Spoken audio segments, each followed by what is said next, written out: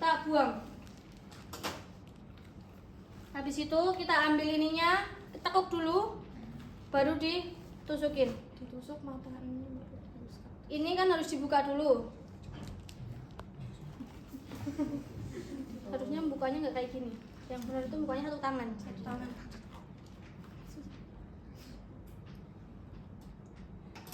Ditekuk dulu bukan tangan. Nah ini mata jarumnya harusnya di atas. Ini tak tutup aja ya. Enggak ditusuk beneran kok. Ini ada hitam-hitamnya ya. Ini mata jarumnya ini ditekuk dulu, terus ditusukin. Kalau ini udah ngalir, tekukannya ini dilepas. Ini kita fiksasi. 1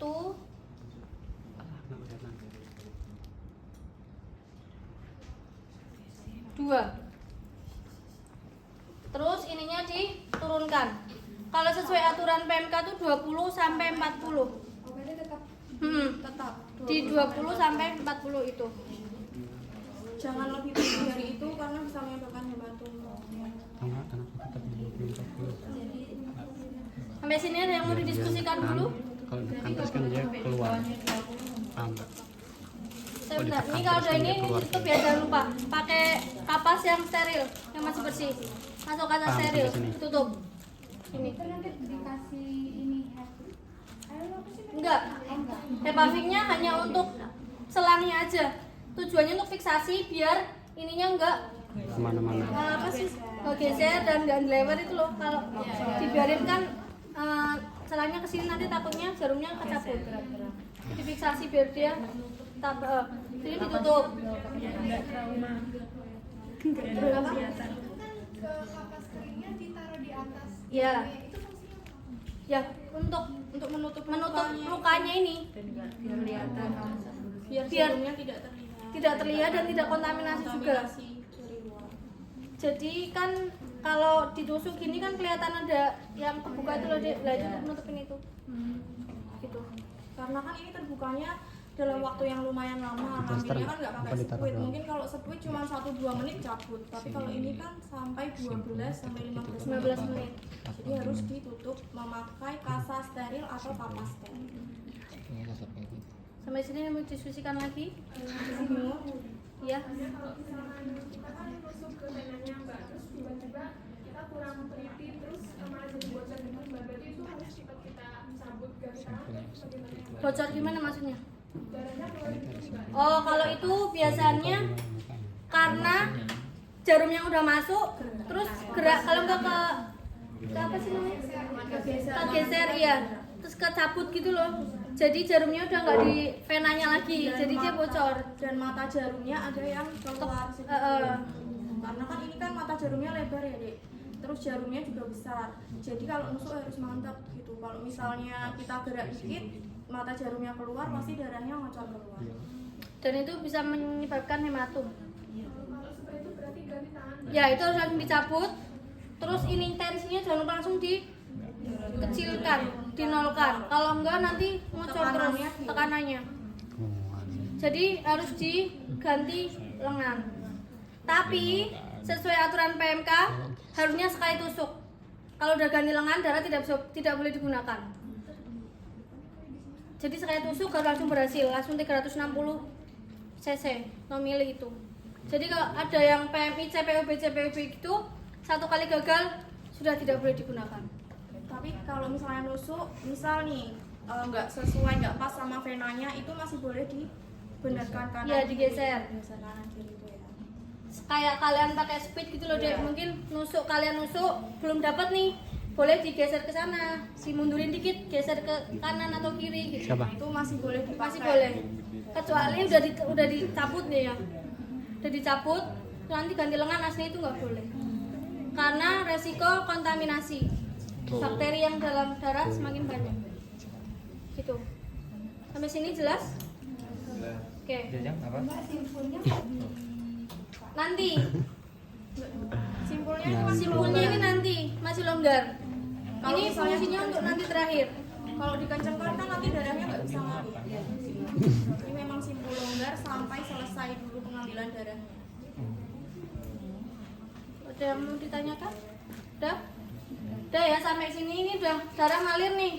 Dan kita harus selalu ngecek kalau misalkan di hemoskelnya itu tidak naik volumenya, berarti ada yang salah di alirannya. Bisa aja tiba-tiba macet. Atau pendonornya mungkin gerak dikit atau apa gitu, jarumnya bisa geser, lah itu bisa bikin macet juga di selangnya itu. Dan kita harus aware kalau misalkan hemoskelnya nggak naik volumenya, harus langsung dibenerin jarumnya.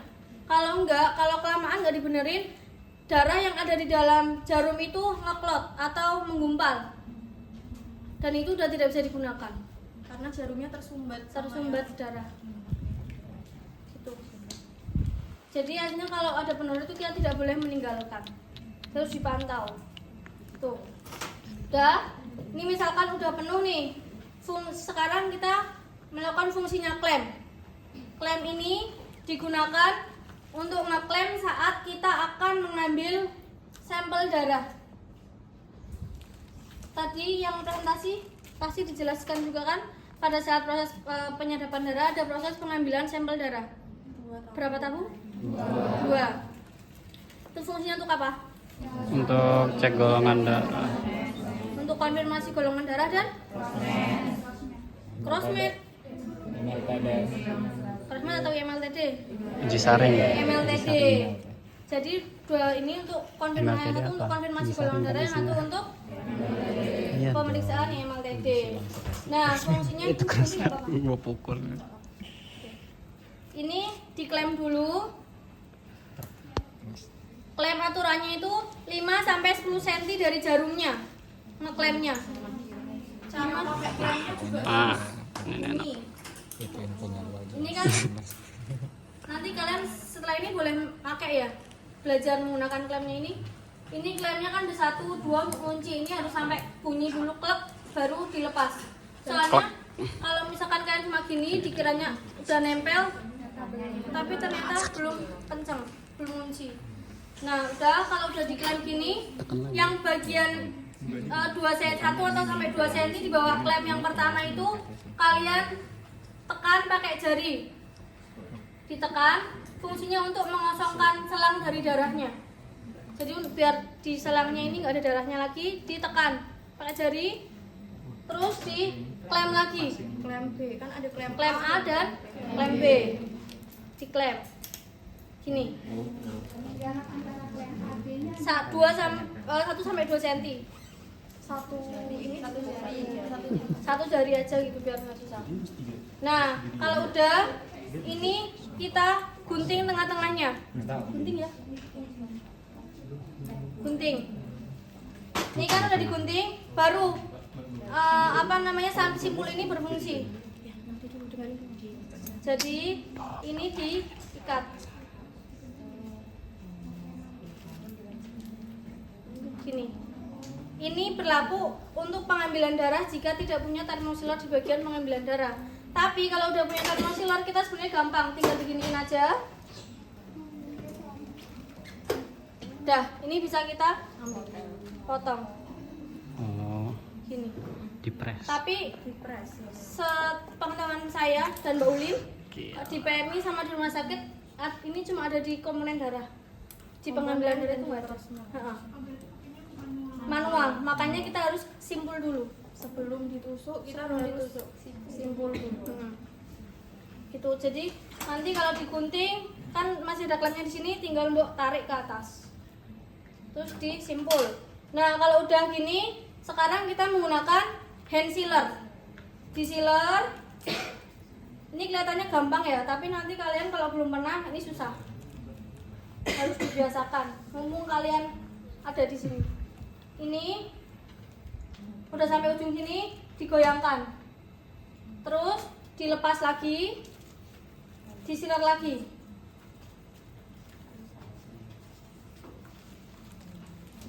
Tiga kali. Setengah jam ini.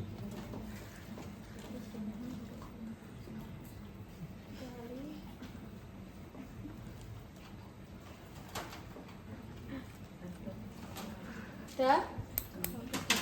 Darahnya kalau udah ditaruh dulu di hemoscale-nya, kita tinggal ngurusin pendonornya. Nah, ini kan udah, terus kita baru mengambil sampelnya ini. Caranya boleh buka. Ini dibuka, terus ini klemnya kita buka. Nanti darahnya ngalir. Klemnya pakai satu tangan, jadi kalau yang belum kebiasa memang susah ya buka pakai satu tangan. Tadi temennya ini juga belum bisa. Nah, tapi nanti harus latihan buka pakai satu tangan. Jadi kalau kalian nggak bisa pakai dua tangan gini, kalau pakai dua tangan nanti darah yang di sini nanti tumpah. Harus pakai Satu tangan, dimasukin, kalau udah diklaim lagi, kita tutup. Kita ambil 2 tabung. Nah, kalau udah 2 tabung ini udah, kita kecilin tekanannya, dinolkan. Terus tangannya gini dia kalau saya ya, tapi tergantung kenyamanan masing-masing. Ini nggak saklek kok. Ini dipakai yang jempol, dipakai untuk menekan yang sininya. Ini untuk bagian telunjuknya, untuk bagian jarum atasnya, tapi jangan ditekan yang telunjuknya. Yang penting yang jempolnya ditekan. Ini dilepas dulu. Tipsnya kalau misalnya pakai Hipavik itu kan melepasnya susah ya. Jadi dikasih, jadi kamu kasih kapas pakai alkohol. Itu tips. Terus ditekan-tekankan di pinggir-pinggir Hipaviknya yang nempel ini, gitu ya. Kalau Hipavik, kalau pakai Meditech biasanya lebih gampang untuk bukanya. Gitu ya. Udah, itu tipsnya ya, biar nggak kesusahan. Ini kita buka,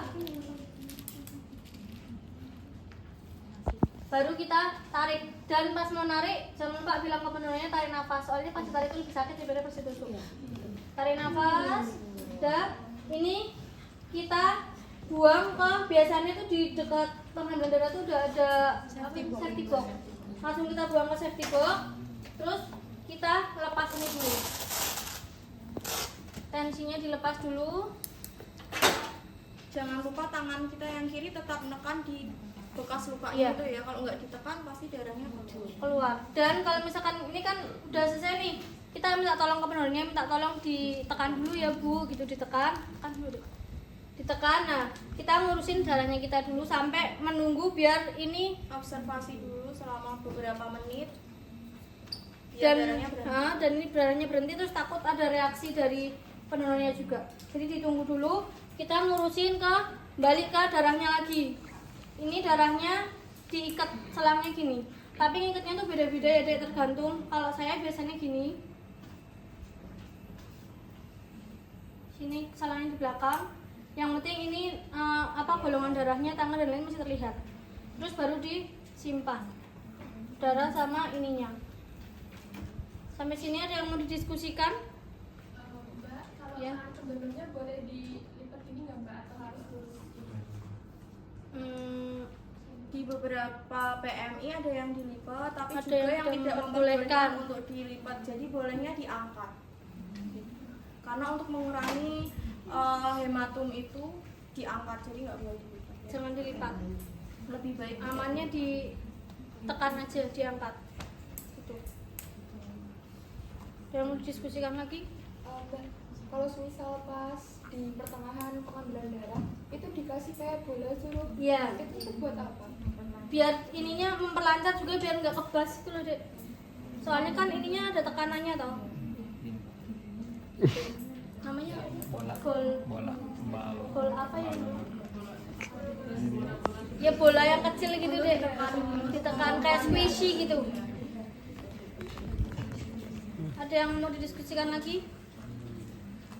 misal di tengah-tengah itu darahnya nggak kuat, pernah ada kejadian kayak gitu? Pernah.